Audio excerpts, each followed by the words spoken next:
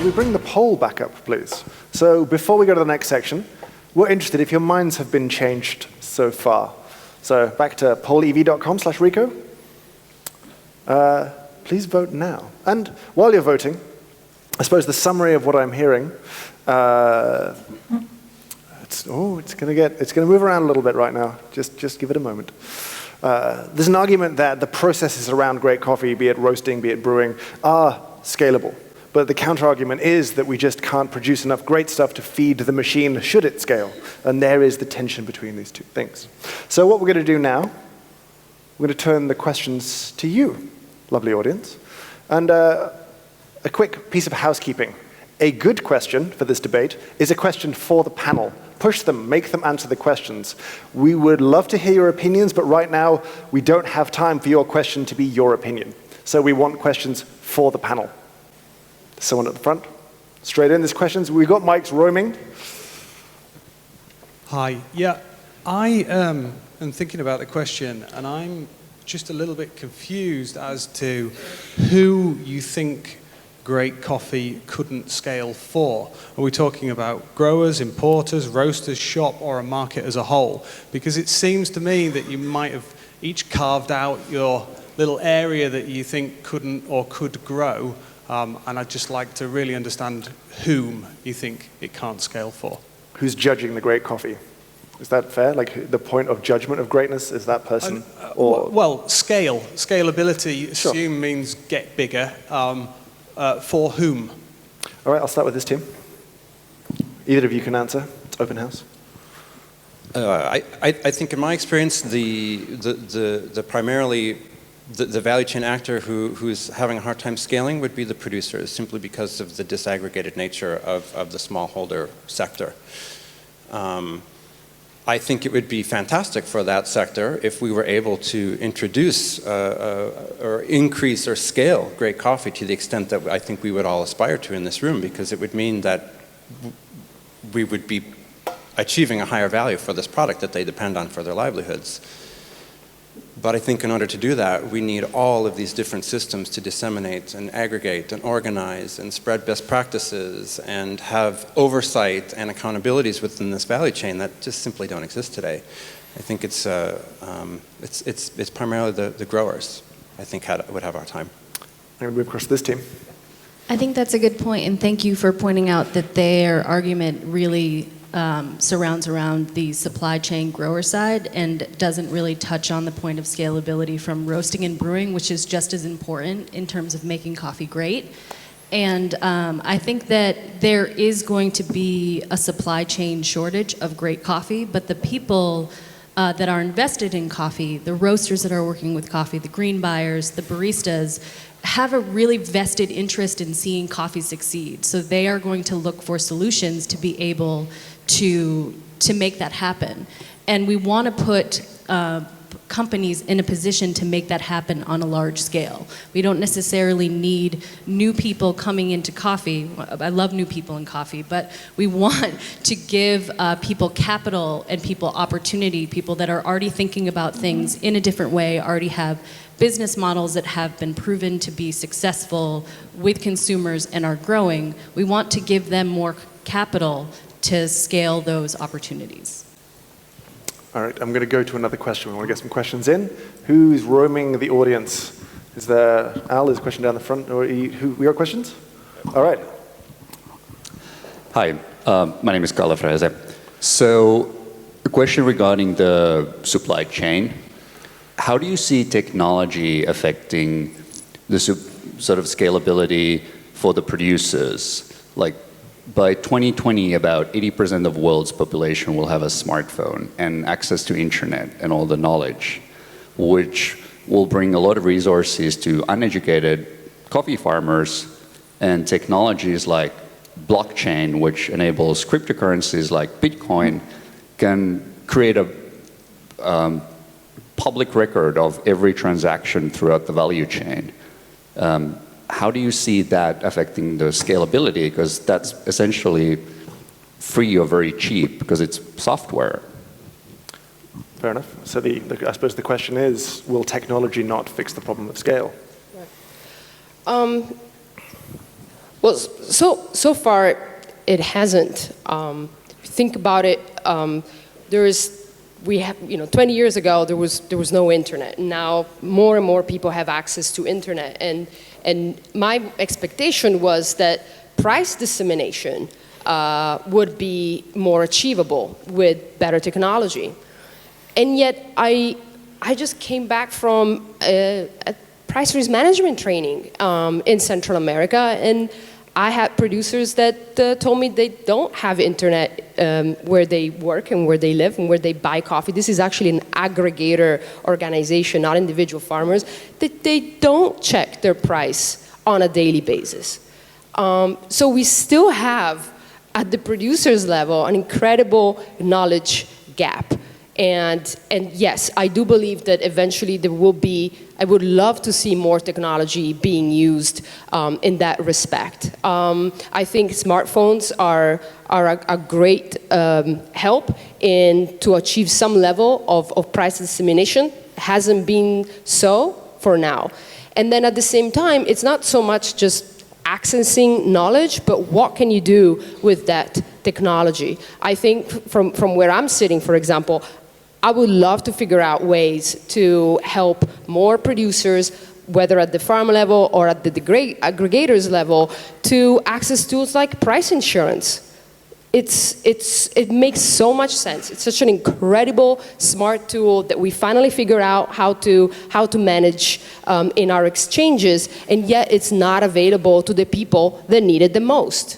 And so even once we moved away from the exchange being this rowdy place where people are running around and it's all computerized and it's all, the information, it's all there on the internet, people still don't have access to it. So far technology, to me, to the problem that we're trying to address, hasn't really been that effective. All right, I'm not, in this case, going to let you guys pile in behind that question. I'm going to get a fresh question, because that was a dedicated question to a team. So we'll start with you. Oh. It's very polite. Thank you. Thank you guys so much for being here. I guess my question is, I have kind of an idea of how Great Coffee already has scaled from the retail perspective. And I don't have a lot of information about how it already has scaled on the production end. So what are your thoughts on that? Do you want to go first? Yeah, Katie. Yeah, I think cooperatives are a great example of how Great Coffee has scaled. Again, in pooling resources to be able to create larger lots of consistently good coffee. And also, a lot of roasters will work with cooperatives to taste many different lots of coffee. Something that we've seen in the industry is that an understanding of what quality, even that in and of itself, like understanding how to cup and evaluate coffee, is a mechanism that we have scaled. Like we all sort of understand what it means to be a below specialty coffee versus a specialty coffee versus a great coffee. So there are companies, that can work with cooperatives to help calibrate with cuppers and give them a sense of what it is that to them is an excellent coffee and to them is a good coffee. And then you can take a system where you are producing coffee that is great, but you are also allowing for a market that can export excellent lots of coffee as well. So this is an example of how producers can come together to make a product that is great and scalable, but also you don't necessarily have to lose out on the exceptional in the meantime. Any comment? I would agree that the cooperative model, working to put some of the role of an aggregator in the hands of the producers is an effective means of scaling. But I think that it also still represents a pretty small piece of the pie when you look at global production systems. And I also, without going down the corruption is endemic rabbit hole, I think there's a lot of opportunity for the desperation from a generation of hardship kind of getting the best of people in these cooperatively managed organizations sometimes. And it's a reality that I faced a lot as a buyer of coffee. Cooperative structures that, while they empowered through collective bargaining and empowered through information sharing with members, also would encounter hardship when manager pilfered money, or and that's a reality. And I think it's a reality that stems from a generation or more of a little desperation. Thank you. Did you want to sneak that question in? Then we'll run to the back in a moment. So. Yeah, my question is actually fundamental to something that Sara mentioned earlier. The average size of a smallholder today is somewhere just below 2 hectares of land under coffee. 2 things. One is, Sara, do you know the trend line for the size of the average smallholder's farm? And then a question for the other side of the panel. If that trend line, as I believe, is dramatically decreasing, what's the possibility for scaling as the size of the landholding slips under 1 hectare? It's your question to answer first. So, in which direction is the... Okay, sorry, I just had to ask, what's the trend line? Okay, now I get the question. Well, that's a great question, and this is what, to me, is the scariest thing of it all. When I was in Atlanta, I was hearing a lot of the farmer groups and farmers that I used to work with back when I was working with Sustainable Harvest telling me, I'm planting cocoa at the lower altitude. It's great. And while I could see their excitement, they're actually happy that they're replacing coffee with another commodity in the hope that it's, through the diversification process that we were talking about, they're going to hedge their bets even better. And I'm fascinated by cocoa myself, so I could share that excitement. But it actually means that they might not be selling out their land, but they're uprooting coffee. And I've heard it from multiple farmers on multiple countries, up and down in Central America and South America. So that is what's happening. And at the same time, we looked at cocoa is actually picking up a lot of attention on the consumer side. So to me, I think that the coffee farmed land percentage is actually shrinking. And then think about origins, we were just talking about it, that are quickly sort of fading away. Think about El Salvador. What's going on there? Nobody's talking about the fact that there is a lot less coffee in El Salvador than it used to be. So to me, it's as if we're just burning through countries and burning through new origins. And sure, we'll find a new origin. We'll find other scalable coffee. El Salvador is just not sexy anymore, is it? That's my fear. All right. A rebuttal from this team. Farms are getting smaller. Does that work for scale? Farms are getting smaller. As the model currently exists, that probably doesn't work for scale. But can we make a decision that even though farms are small, we can say farms are too small to fail? We want a market where it is viable to be able to make a livelihood in a case where you have around a hectare of coffee. So is there a way that we can market that along the supply chain? Is there a way that we can get customers to care about the viability of smallholder farming, or care about the uniqueness of a coffee that comes from one single farm, or care about the relationship that we have with those farmers? Is that something that we can innovate on? All right. Question? Was there a question from the back there? Thank you. I think my question couldn't come at a better time. I'm actually Patrick Murray, producer from El Salvador, so I'd love to talk to anyone on how to bring sexy back to El Salvador at any point in time. But it's been wonderful to hear all opinions and perspectives on technology, retail, etc. But I haven't heard a very important factor, that's climate change. What would your guys' take be on climate change and the reduction of viable coffee farmland in general in the world? We've heard the World Coffee Research Institute say that long-term supply of coffee is directly threatened by climate change. So that's, to us at least, is a really important factor, and I'd love to take your opinions on scalability in that respect. Thank you. I'm going to actually, well, you're desperate to go. Let's go. Come on, get in there. It's yours.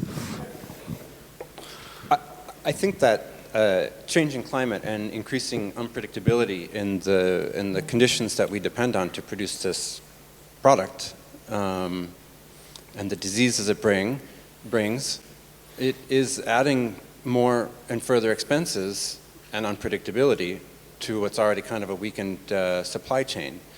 And so you have low market prices, and you have an incredibly high cost of production now because of all of the combating efforts you have to undertake to control broca in your farm. And that's related directly to changing climatic conditions. And so unless we really get behind some collective bargaining and research as an industry, it's going to be very difficult to quickly enough renovate the farm and the production areas that we need to be more assured we're not going to experience an interruption in supply coming from all of this increased volatility. All right.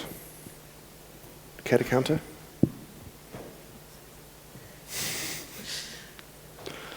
Climate change is going to mess everything up, absolutely. It is going to reduce the area of land that coffee can be grown on. It's going to make the coffee that's already growing probably taste worse. It's going to cause a lot of problems. But we are, as an industry, coming together. We're innovating to find solutions. World Coffee Research is an excellent example of this, and it comes from people that have worked at different companies that have used the model of scale to solve problems. Like Dr. Tim Schilling worked on the Pearl Project, which is the project that I referenced in Rwanda that helped shift the supply chain there. So I think that we are going to have to be looking at things in a bigger picture sort of way, but that even though supply is going to go down, that the model of scale is ultimately going to be our answer.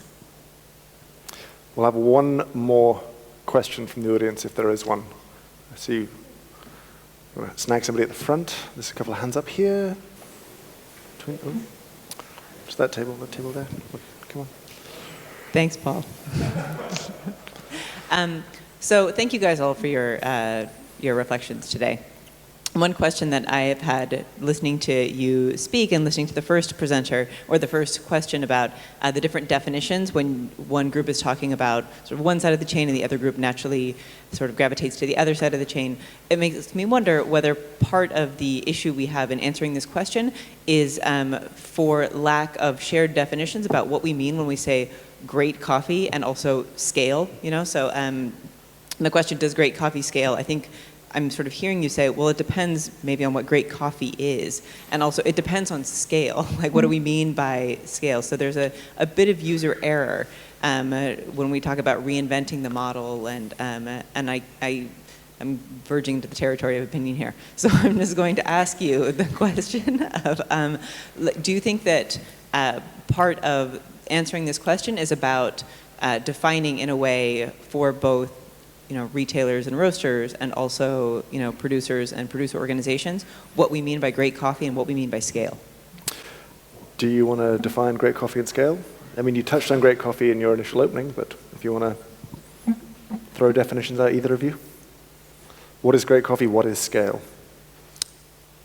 Well, I think scale would be the ability to affect the hundreds of thousands of livelihoods who are dependent upon coffee production. And I think that great coffee, while you might be able to apply a quality score or a set of flavor attributes and characteristics to it, my definition of great coffee is one that really seeks that mutual benefit through the value chain. I think even the worst coffee in the world has to cover the cost of production.